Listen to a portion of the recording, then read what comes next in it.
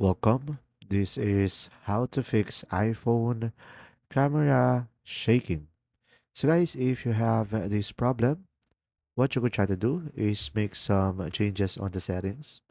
So you could just simply go to the settings into your phone. Now, over here, you could just simply scroll down until you see over here camera. So go ahead and tap on that camera. And from here, you will have an option at the very top or record video. So go ahead and tap on record video. Now, over here, you can just simply scroll down and enhance the stabilization over here. So make sure this is turned on and mostly this fixes the issue.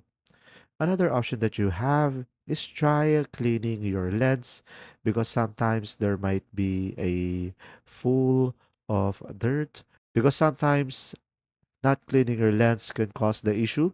So make sure you have a clean lens. Now, if it doesn't work still, you could just simply go for the general and you could just simply go for the software update. And when there is an update, just make sure you are running the latest version of the software, and this mostly fixes the issue. There you go. If you found this video helpful, guys, please like and subscribe. And if you have any questions, just simply go ahead and comment down below, and we will do our best to answer them all. And see you in the next video.